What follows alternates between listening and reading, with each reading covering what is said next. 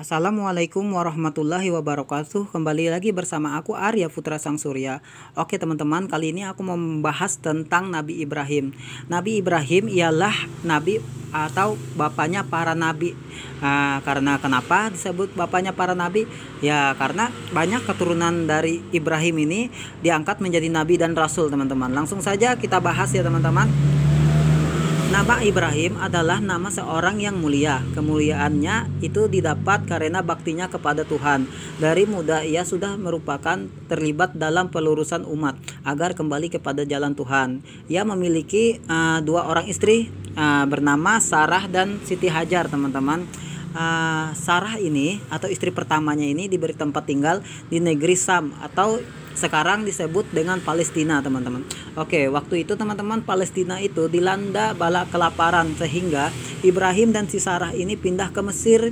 Di sana ada raja zalim yang bernama Firaun. Karena kecantikan Sarah menarik minat si raja zalim ini dan diambil oleh Firaun secara paksa dan menjadi selir. Segala upaya untuk menyentuh Sarah digagalkan oleh Allah. Justru Firaun dan bala tentaranya terkena wabah penyakit. Akhirnya Sarah dikembalikan kepada Ibrahim sebagai permintaan maafnya si Firaun ini.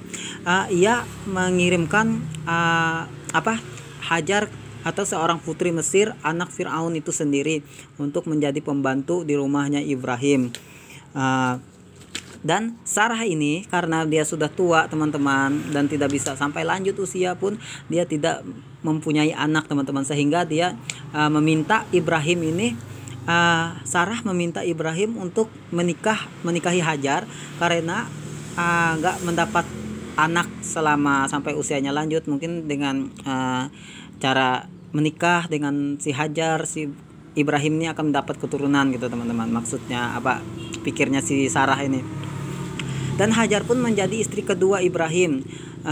Tak lama setelah nikah, Hajar mengandung dan setelah lahir diberi nama Ismail, atau dari bahasa Ibrani Ismail itu artinya Tuhan mendengar teman-teman. Ajaibnya si Sarah pun mengandung waktu itu teman-teman, dan setelah lahir diberi nama Ishak dalam bahasa Ibraninya yang berarti menggembirakan ya.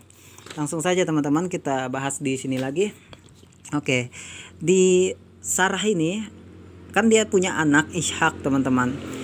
Nah, dari keturunan Ishak ini mempunyai keturunan lagi teman-teman. Dia mempunyai 3 anak, yaitu bernama Al-Ais, Yahuza dan Yakub. Oke, dari Al-Ais ini teman-teman, dari keturunan Ishak, Al-Ais dari muncul lagi atau lahir lagi nabi-nabi yang diangkat Allah seperti Ayub dan Zulkifli, itu dari jalur Al-Ais teman-teman. Dan dari jalur anak Ishak yang kedua yang bernama Yahuza itu diangkat juga teman-teman seorang nabi, banyak nabinya, dan itu ada Nabi Daud, Sulaiman, Yahya, Zakaria dan Isya. Dan dari anak Ishak yang ketiga yaitu Yakub diangkat juga nabi-nabi seperti Yusuf, Musa, Harun, Ilyas, Ilyasa dan Yunus. Oke, dari keturunan Siti Hajar tadi teman-teman, atau istri kedua dari Ibrahim, itu melahirkan bernama Ismail tadi teman-teman. Ini tidak ada teman-teman, tidak ada lagi nabi setelah Ismail selama tidak ada sampai lahir Nabi Muhammad Sallallahu Alaihi Wasallam. Nabi Muhammad Sallallahu Alaihi Wasallam merupakan generasi yang ke-30 setelah Ismail teman-teman.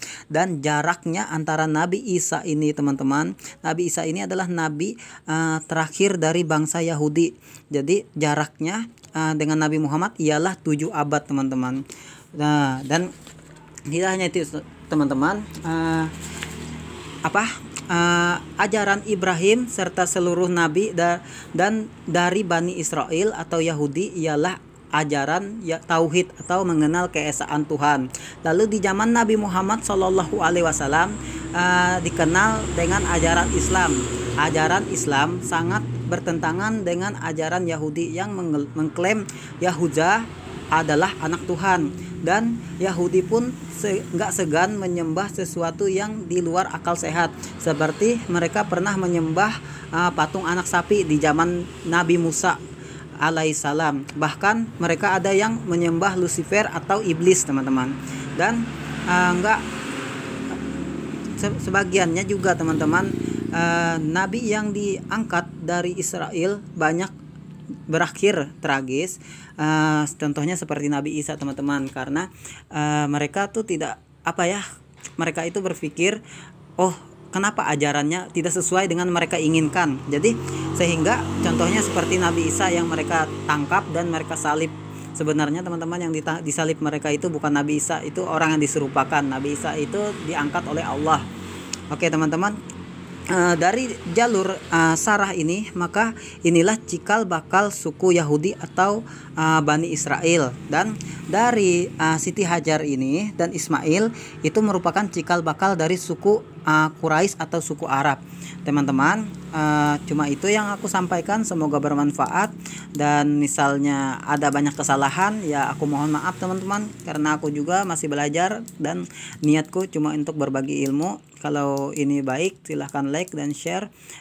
Cukup sekian. Assalamualaikum warahmatullahi wabarakatuh. Salam persatuan umat.